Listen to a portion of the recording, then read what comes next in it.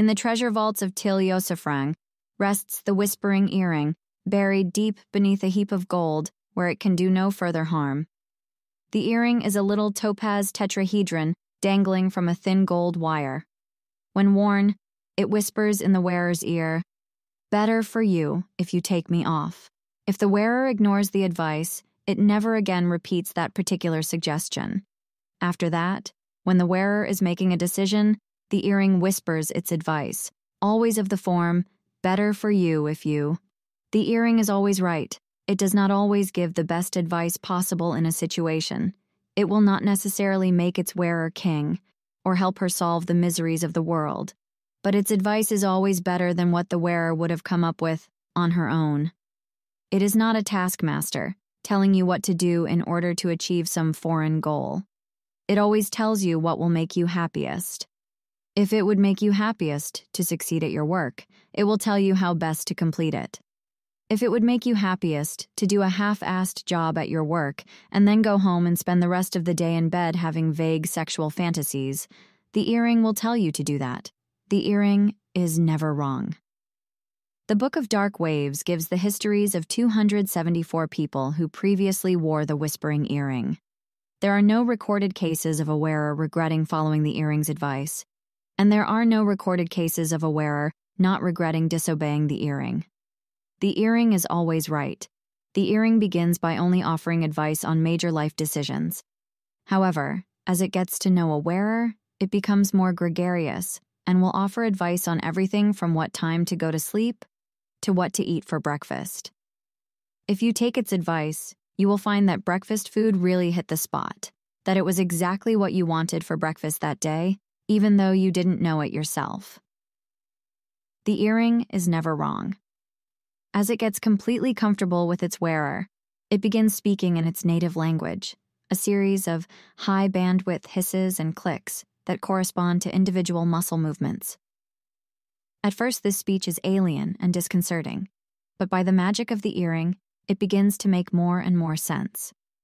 No longer are the earring's commands momentous on the level of "become a soldier." No more are they even simple on the level of "have bread for breakfast."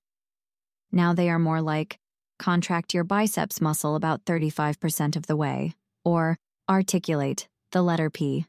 The earring is always right. This muscle movement will no doubt be part of a supernaturally effective plan toward achieving whatever your goals at that moment may be. Soon, reinforcement and habit formation have done their trick. The connection between the hisses and clicks of the earring and the movements of the muscles have become instinctual, no more conscious than the reflex of jumping when someone hidden gives a loud shout behind you. At this point, no further change occurs in the behavior of the earring. The wearer lives an abnormally successful life, usually ending out as a rich and much-beloved pillar of the community, with a large and happy family. When Kadmi Rachumion came to Til Yosefrang, he took an unusual interest in the case of the earring. First, he confirmed from the records and the testimony of all living wearers that the earring's first suggestion was always that the earring itself be removed.